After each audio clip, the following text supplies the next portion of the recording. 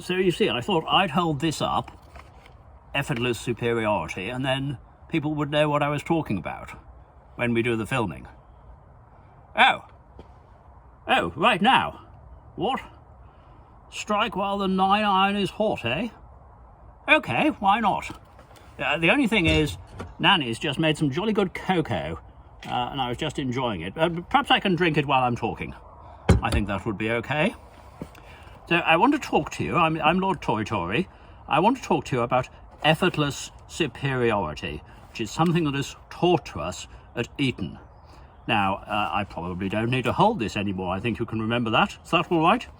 Now, many of you may have been to other schools, of course, Winchester or Harrow, and they are perfectly good for teaching you your Latin or geography, or whatever it may be. But I think you ought to know the important thing about Eton men is this, and you would not know this if you had not been there. What? Oh, yes, there may be some people watching who have men who've gone to other schools, and that's fine, wherever you've been. Oh, well, yes, women as well. If indeed, if you want to be watching this, the more the merrier. You're all welcome, you can learn from it. Yeah, well, yes, and foreigners too, indeed. So, effortless superiority, as I was saying. There you go. Here's the thing.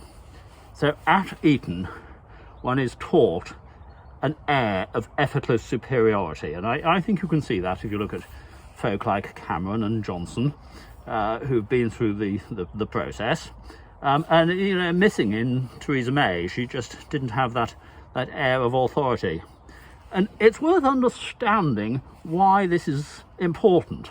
Just think back to the colonial times when you were in charge of 100 million locals, perhaps, and you needed to say, go to the northern border, fight off the invaders. You need them to do what it is you ask. I'll give you a simple example with one of my tenants, Simmons, say.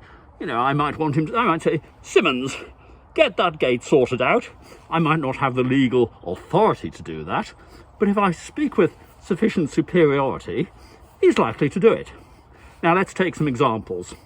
The question of these procurements. Let's understand that the people that you've been to school with, you trust them. They're your chums.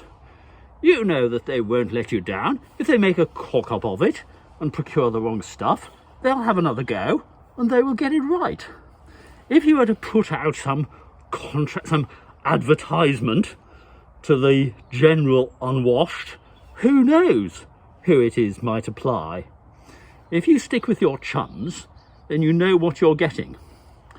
And so it's important that we have control of those sort of things. And I think the Conservative government understands that. Now, they did get into a little bit of kerfuffle last year with the lockdown. I can tell you how I think that should have been sorted out. There should have been a card. I've just mocked one up here. Diplomatic immunity, you see. And then, you know, the Cummings man, for example, he's stopped on the way to Durham. It just says diplomatic immunity. You see, it would have your photograph on it. This has got Mike and his bloody books on, because I just borrowed this from him.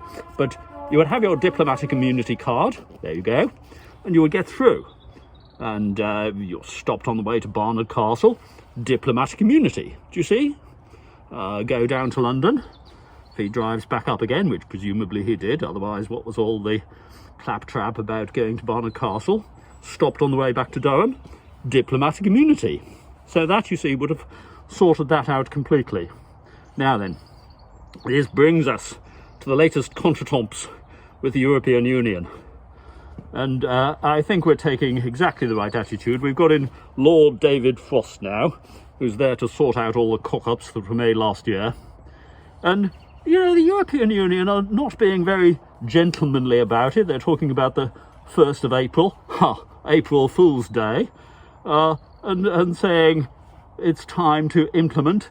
It's like saying coming ready or not. Well, hold your horses. Restrain your blooming GGs.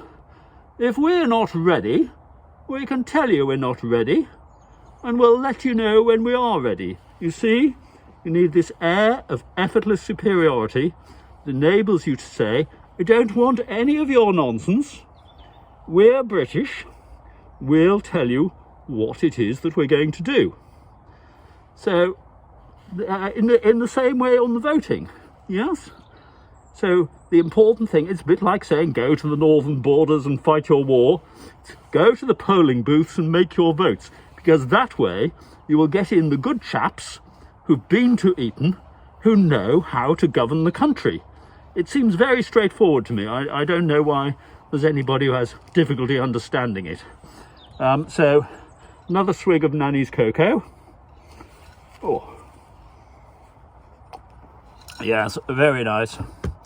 So I hope you understand, therefore, the way that it's important that we have good people who've been to Eton, who understand the way to govern the country, and then you can have some authority, you see. You can have some order, you can have some control.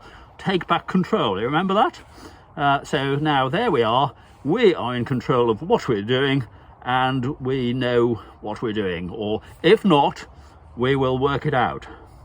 So onward, Britain, Boris Johnson, Brexit, and Nanny's cocoa. Cheers. Simpkins, what do I do with this? I still can't remember. It's complicated. Did you go to school, Simpkins? In the village or somewhere? I expect you went to butler school then, to get to know how to be a butler. Oh yes, okay, I'm on it. Gotcha.